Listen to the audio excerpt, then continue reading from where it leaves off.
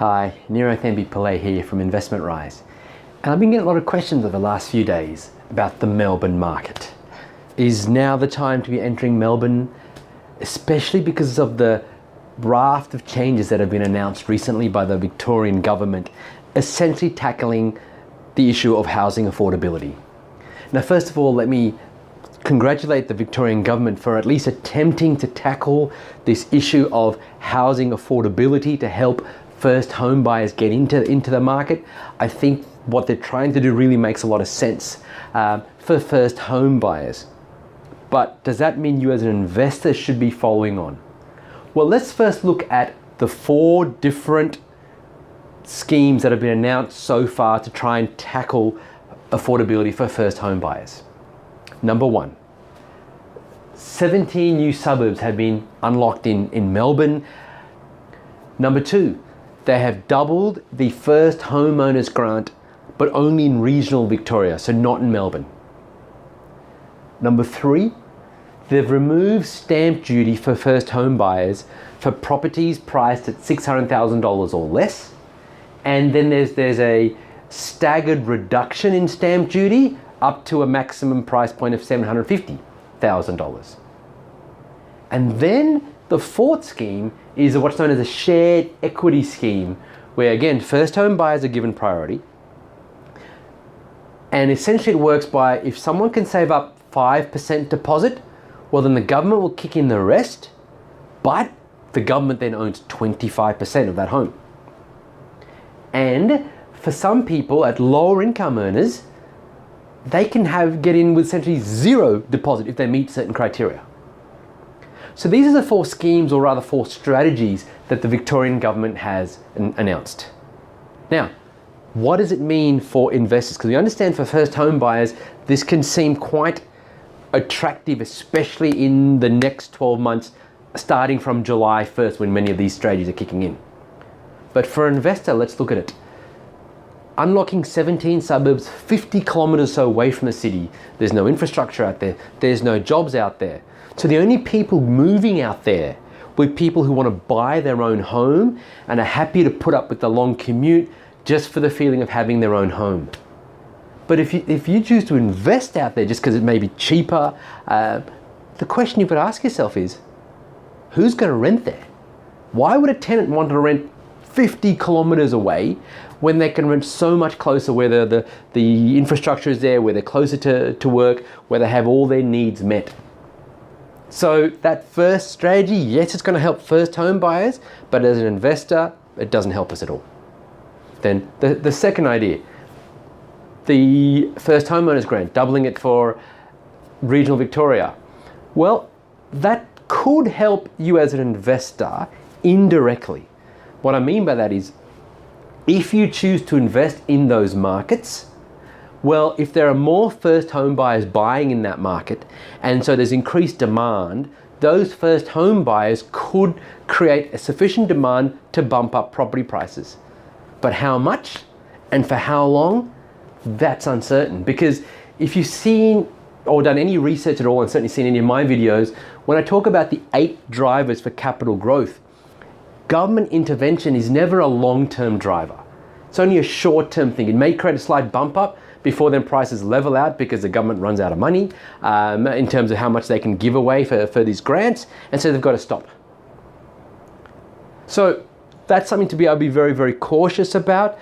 For me personally, just because the government is giving extra for first home buyers, which is fantastic for them, the first home buyers, as an investor, it's not enough of an incentive for me to jump into that market unless it meets my other criteria with infrastructure investment, population growth, jobs growth, and all those other key drivers of capital growth.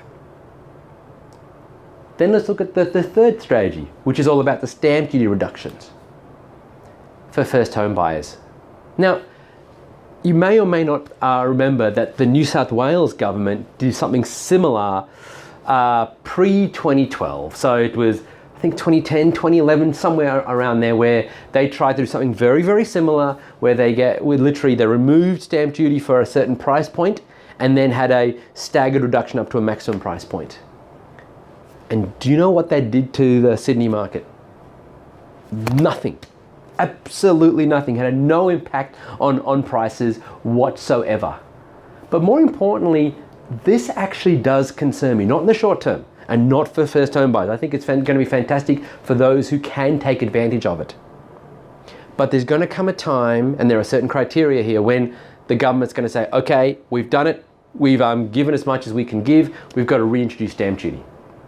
What happens when that time comes?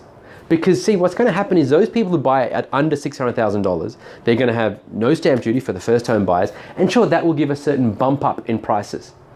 But then once they get to $600,000, those prices, then there is stamp duty reintroduced at a lower rate, but it's reintroduced.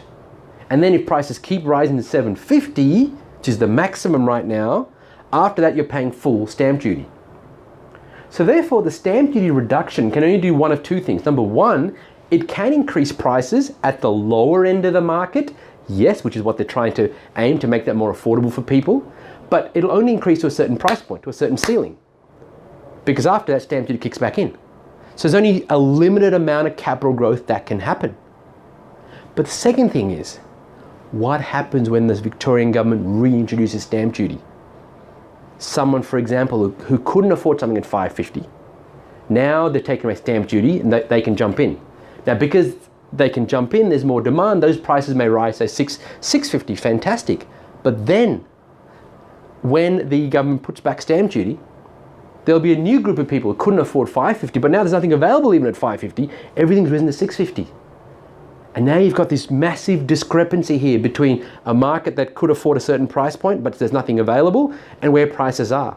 And what happens then when you get this affordability gap? Well, these guys here can't earn anymore. They're stuck where they are. But these are the types of properties they need. These prices start falling. And so what I can see here is, if the stamp duty reductions result in a price increase to a certain amount, so it'll be a limited price increase at that particular price point, it'll actually be a bubble. And what you may end up finding is that in Victoria, at the lower end of the market, in 12 months, 18 months, 2 years, you've got this bubble effect at the lower end of the price point. And I know that sounds weird, because most people think, okay, bubble must be at the top end where, everyone's paying too much for property. No. It all comes down to the price point relative to who's looking for it, to a particular market. And so my concern here, although it's going to be very, very helpful for people right now who can get in at this particular point, what about the first home buyer who wants to buy the first home in 2 years' time? And they've got to pay full stamp duty, but now the price points at what are affordable in 2017 have now risen. Well, what happens to them? So short term, yes. Long term, uncertain in terms of stamp duty reductions, but as an investor, got to be careful. That's what I would be saying. Don't be investing just based on that, unless, of course, you've done your research and you believe that the other drivers like population growth, infrastructure investment and jobs growth, plus the other key drivers of capital growth are there, then maybe. And then we come to the fourth thing. The fourth thing is the shared equity schemes, where the government kicks in money but then takes a 25% ownership of your house. Yes, it's for investors. Sorry, it's not for investors, rather it's for first home buyers primarily, people trying to buy their own home. But as an investor, the question you've got to ask is, well, how likely is it to be able for this to actually result in prices increasing? Because remember, all these schemes, these strategies are trying to make prices more affordable, i.e. to bring prices down. That's a net effect. But as investors, what do we want? We want prices to rise. So if we're investing based on the back of these strategies, we're investing based on strategies that are actually trying to achieve the opposite of what we want. Because when you invest in property, how you achieve your financial goals for retirement or whatever your financial goals are, you achieve them by prices rising. So I guess if I was to summarize all of this in a quick nutshell, I would say the people, as in the investors who are going to benefit the most, are the people who are already in the Melbourne market at the price points where these strategies kick in, which is of the lower end. But I think for new investors, you need to be very, very cautious. Don't get caught up in the hype. Do your research. Look at the other key drivers.